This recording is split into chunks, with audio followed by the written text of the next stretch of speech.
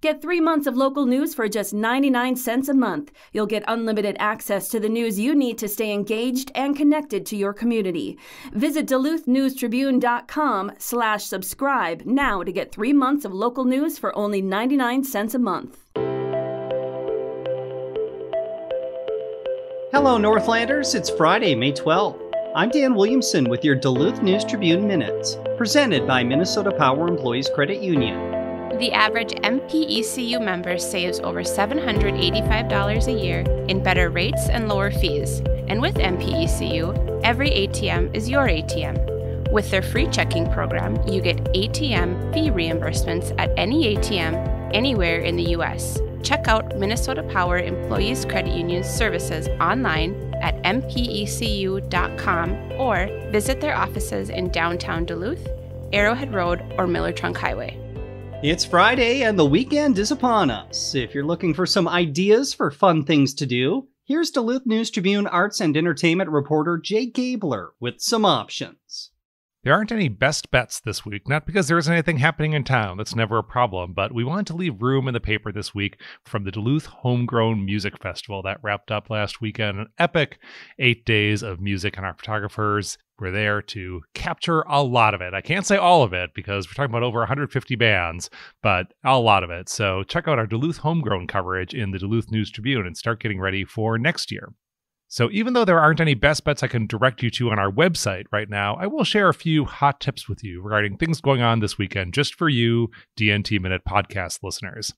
Tonight at 6 p.m. at Uso's Concert Cafe in Spirit Valley, there's a variety show supporting Lifehouse, the downtown Duluth nonprofit. That is tonight at 6 p.m. at Uso's Concert Cafe.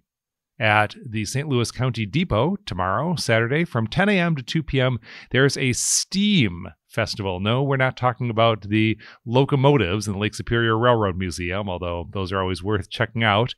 We're talking about science, technology, engineering, art, and mathematics. This is an event helping to connect kids with technology and science education that is happening tomorrow, 10 a.m. to 2 p.m. at the Depot.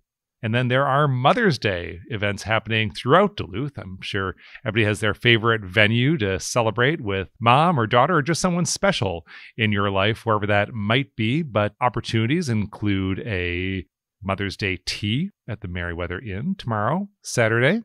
And then there are also Mother's Day events tonight, Friday, and then also on Sunday at the Graceland Ballroom. That was the subject of my feature this week in the News Tribune, my front row seat column, where I got to visit the ballroom for the first time and learned about the events they have that are open to the community with ticket purchase in this case.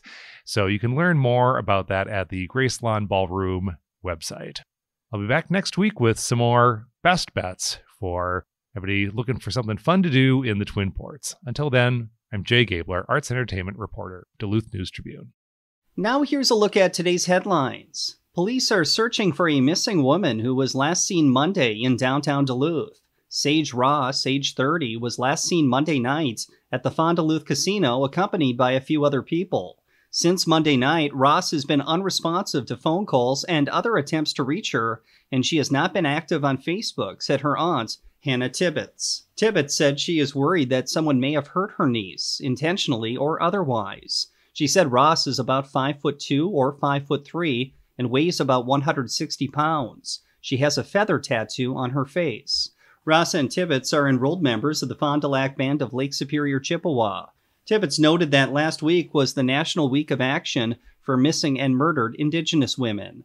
Duluth police confirmed Thursday they are investigating Ross's whereabouts. Tibbetts claims Ross showed up at her home in Cloquet on Saturday afternoon and asked for a ride to Duluth. Tibbetts obliged, and the two parted ways at the Alano Club in West Duluth before meeting again at a child's birthday party that evening on the Fond du Lac Reservation.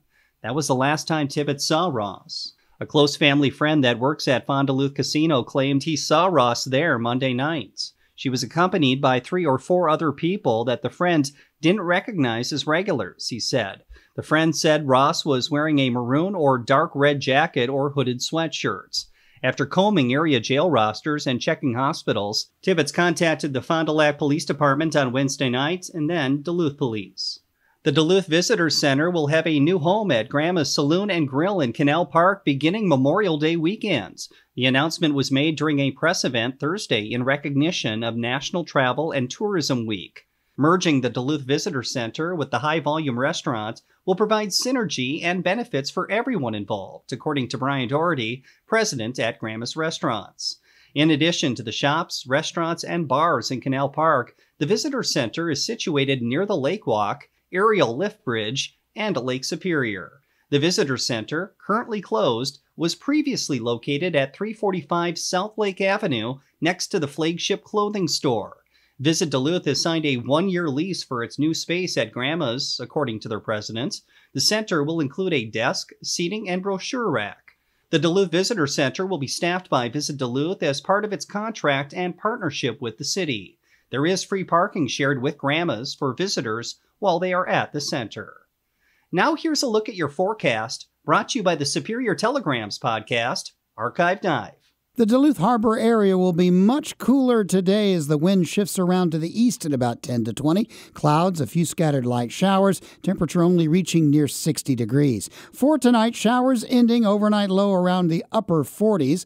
Wind still out of the east and picking up a bit to about 15 to 25. Windy day on Saturday and mostly cloudy, a miserable walleye opener in the Duluth Superior area with a high temperature only in the 50s and a few spotty showers possible during the day. Should be warming up a little bit into early next week. I'm Storm Tracker meteorologist John Wheeler. Thank you to Archive Dive for their support. The monthly history podcast, hosted by Superior Telegram reporter Maria Lockwood, dips into the archives of historic events, people, and places around Superior and Douglas County. You can find a new episode of Archive Dive titled Quintuplets Helped Launch 5 Cargo Ships in Superior During World War II at superiortelegram.com or wherever you also get this podcast. Reporting for today's episode was done by Joe Bowen, Brielle Bredston, and Jay Gabler. Thank you for listening to the Duluth News Tribune Minutes. Have a great weekend, and we'll see you back here on Monday.